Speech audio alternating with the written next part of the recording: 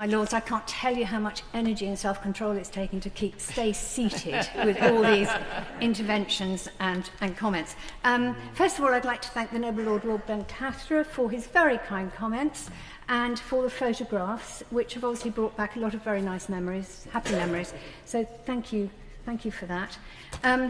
Now, the other aspect to my having to exercise loads of self-control in sitting down is that I get very agitated, very irritated, in fact, and I scribble all over the papers I've got in front of me, so it makes it difficult sometimes to reply fully, but I'm going to do my best, and I beg the patience of the House in allowing me to go through all my scribbles.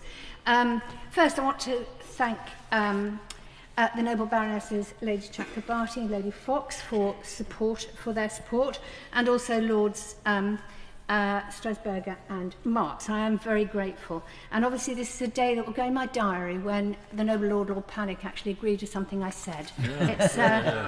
It's quite rare. Now, I didn't necessarily agree that Baroness Jones should be mentioned in the same sentence as Martin Luther King and Emmeline Pankhurst, but I just wanted to make that clear.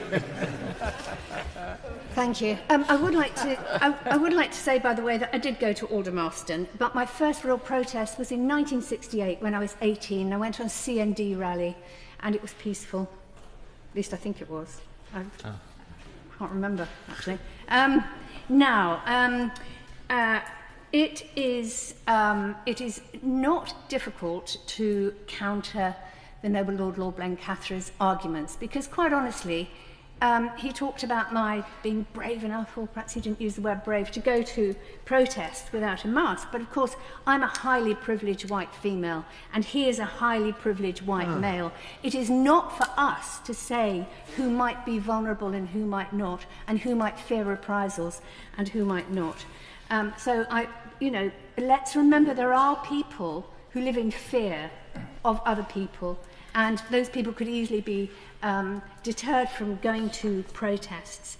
Now, on the Noble Lord Hogan-Howe's points and on the Noble Lord Minister's points, the fact is the police have enough powers already. And if the police really are requesting this, surely the government should have a little bit more pragmatism about what it's passing.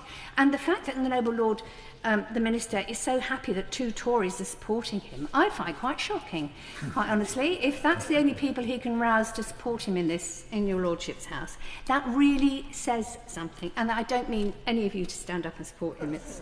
It's not necessary. On the issue of police getting confused, because the legislation at the moment is very confused, there is so much of it, and they are... Thank you. Noble Lord Hacking is absolutely right. And for example, Steve Bray, the man who does all the Brexit very loud protests in Parliament Square, I'll thank the members of on this side not to comment on my speech, if possible.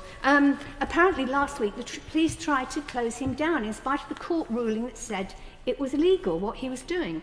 And they made, I'm told, the absurd and fatuous claim that the judgment had been repealed. That's completely wrong. It's complete nonsense. This is what the police have said. They are confused. I don't blame the police for this. I think that the law now has reached such proportions on protest that they really can't be expected to stay up with what's happening. If you make bad law, I mean, the Noble Lord the Minister was saying, oh, it's, the police who are going to make these decisions, we've got to trust the police and have lots of confidence in them. But actually, if you make bad law, you are responsible, not the police. You are responsible for passing laws which are firstly unnecessary and secondly plain wrong. And the police have to try to put that into practice, and that is not fair. Hold on. I think I might have said everything, actually.